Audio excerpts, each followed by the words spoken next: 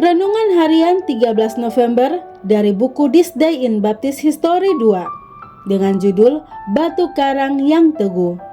Nats yang diambil Mazmur pasal 18 ayat 3, pasal 31 ayat 3, pasal 78 ayat 20, dan 1 Petrus pasal 2 ayat 5 sampai 6. Dalam Mazmur 40 ayat 4, Daud berkata, "Ia memberikan nyanyian baru dalam mulutku untuk memuji Allah kita. Banyak orang akan kehilangannya dan menjadi takut, lalu percaya kepada Tuhan." Setelah Paskah, mulai dari Keluaran pasal 15 dan seterusnya, kita menemukan anak-anak Allah dalam Perjanjian Lama mulai bernyanyi. Bernyanyi merupakan bagian yang sedemikian integral dari iman orang-orang Ibrani, sehingga himne mereka atau kitab Mazmur ditempatkan di tengah-tengah kitab suci yang diberikan Tuhan kepada mereka. Bernyanyi selalu menjadi hal yang penting bagi para pengikut Tuhan Yesus Kristus.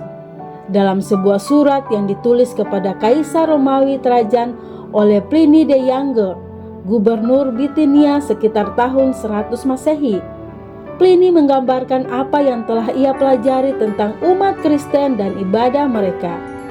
Mereka terbiasa bertemu, katanya, pada hari tertentu sebelum siang hari untuk menyanyikan lagu pujian kepada Kristus sebagai Allah.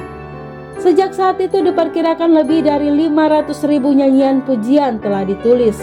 Hebatnya, sekitar 500 nyanyian pujian lama yang berasal dari zaman dahulu masih digunakan secara umum di kalangan anak-anak Tuhan saat ini. Salah satu nyanyian pujian yang terkenal adalah The Solid Rock atau Batu Karang yang Teguh, yang ditulis di Inggris pada abad ke-19. Penulis himne iman yang agung itu adalah Edward Mote, yang lahir di Upper Thames Street, London pada tanggal 21 Januari 1797. Sayangnya, orang tua Edward Mote mengelola sebuah kedai minum, dan tumbuh di lingkungan tersebut, anak laki-laki tersebut tersesat, seperti yang dikatakan pemazmur sejak masa mudanya. "Hari-hari sahabatku," katanya, "dihabiskan di jalanan untuk bermain. Begitu bodohnya aku sehingga aku tidak tahu bahwa Tuhan itu ada. Untungnya setelah magang di sebuah pembuat lemari, ia mulai menghadiri kebaktian keagamaan." Pada tahun 1813, dia mendengar Reverend John Head, salah satu pengkhotbah yang disponsori oleh Lady Huntingdon. Tampaknya mendengar khotbah Injil yang begitu jelas, itulah yang membawa Edward Mote pada iman pribadi yang menyelamatkan kepada Yesus Kristus sebagai juru selamatnya. Belakangan, dia bergabung dengan gereja di mana Alexander Fletcher menjadi gembalanya. Namun, karena tidak mendapatkan kepuasan penuh dalam pelayanannya, dia mulai menghadiri gereja baptis di bawah arahan pastoral Reverend John Bailey. Dia dibaptis pada tanggal 1 November 1815 dan menjadi anggota gereja itu. Seiring berjalannya waktu, Tuan Mote pindah ke Southwark dan menjalankan bisnis sebagai pembuat lemari. Di Southwark lah kaum baptis sangat menyukai nyanyian jemaat selama masa hidup Benjamin Keats. John Ripon adalah gembala sidang di Southwark selama periode waktu Tuan Mote tinggal di sana. Dan Dr. Ripon telah menyusun sebuah buku nyanyian pujian yang terkenal. Saat tinggal di Southwark, Tuan Mote mulai menulis untuk Perse.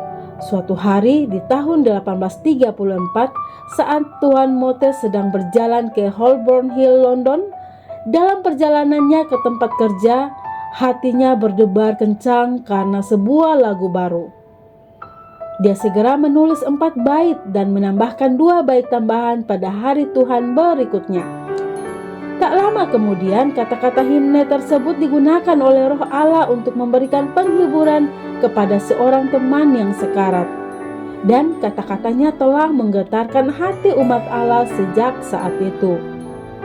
Salah satu penginjil baptis awal yang ternama di Amerika adalah penatua Jacob Knapp. Dan di tempat tidurnya menjelang ajal, Di antara kata terakhirnya adalah sebagai berikut. Di atas Kristus, batu karang yang kokoh, aku berdiri. Semua tanah lainnya adalah pasir yang tenggelam. Mungkin bait yang paling terkenal dari himne besar itu adalah bait yang ditulis sebagai baris kedua dan muncul sebagai berikut dalam draft asli himne tersebut. Harapanku dibangun di atas dasar yang tidak kurang dari darah dan kebenaran Yesus. Di tengah semua perasaanku di dalam, saya bersandar pada pekerjaannya yang telah selesai. Di atas Kristus, batu karang yang kokoh, aku berdiri. Semua tanah lainnya adalah pasir yang tenggelam. Pada tahun 1836, Tuan Mote menerbitkan edisi pertama kumpulan himne yang berjudul Hymns of Praise. Volumenya berisi 606 lagu pilihan, dan banyak diantaranya hasil karyanya sendiri.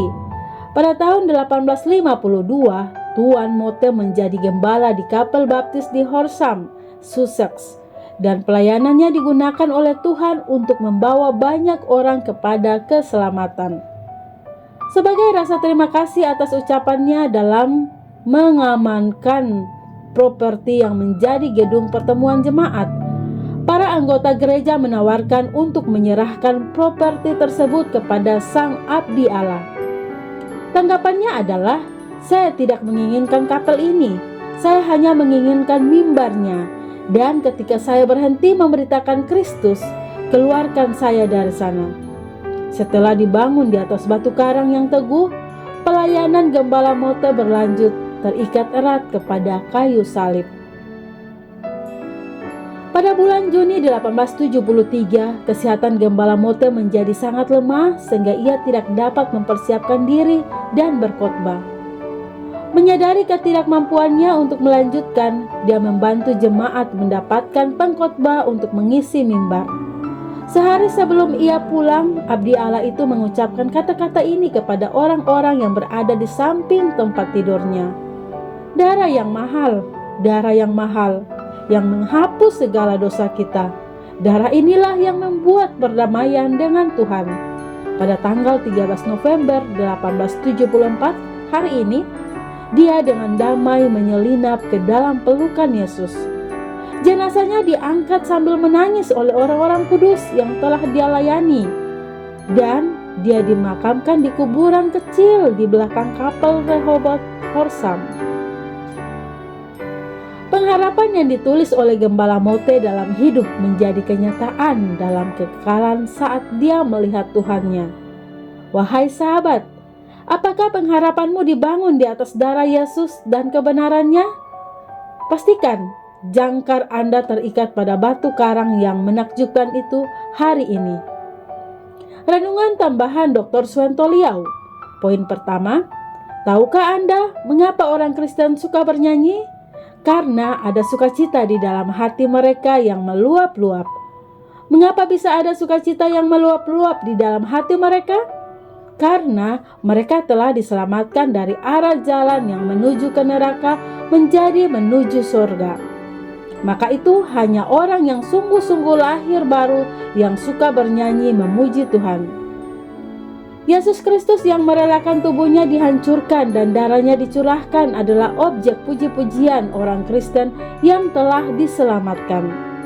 Keselamatan jiwa kita sedemikian indah dan mulia sehingga ada rasa terima kasih yang tak terhingga yang meluap keluar dari dalam hati.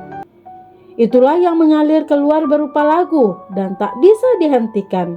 Anda suka bernyanyi memuji Tuhan? Poin kedua, apakah semua lagu dan musik hanya untuk Tuhan, tidak ada yang untuk oknum lain dan tujuan lain? Jangan terlalu naif. Lucifer itu jago musik, bahkan sangat mungkin tadinya sebelum jatuh, dia itu pemusik di sorga.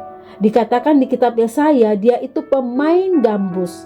Yesaya pasal 14 ayat 11. Lihatlah, dunia entertainment ditambahkannya dengan musik dan menimbulkan kekacauan moral. Syair lagu yang menentang Tuhan bahkan menghujat Tuhan dengan irama pemberontakan dan sensual yang merusak moral. Diperkenalkannya, iblis memiliki strategi jangka panjang. Ia memasukkan irama yang merusak ke dalam lagu gereja, kemudian sedikit demi sedikit memasukkan syair yang salah dan cara bernyanyi yang menggila. Akhirnya, suasana di gereja menjadi sama dengan diskotik atau nightclub. Poin ketiga, Edward Mote adalah seorang gembala gereja baptis di Kapel Baptis di Horsham, Sussex, dan ia adalah seorang gembala yang suka bernyanyi. Sebuah lagu yang syairnya digubahnya tahun 1834 dengan musiknya yang dibuat oleh William B. Bradbury tahun 1863. Sungguh sangat merdu dan masih dinyanyikan sampai hari ini. Di buku nyanyi Humnoi milik GBIA terdapat di nomor 418 dengan judul Kristuslah Batu Karangku. Kata-kata bait pertamanya, tak ada lain landasanku, hanyalah pada darahmu. Tak ada lain harapanku, ku bersandarkan namamu. Kristuslah batu karangku, di atas dia ku teguh, landasan lain hancur luluh. Karena iblis itu licik dan dia ahli musik, maka berhati-hatilah terhadap musik. Kami menetapkan dalam berjemaat hanya menyanyikan lagu himne. Demikian renungan hari ini 13 November bersama saya Lina Dadi. Tuhan Yesus menyertai dan Maranatha.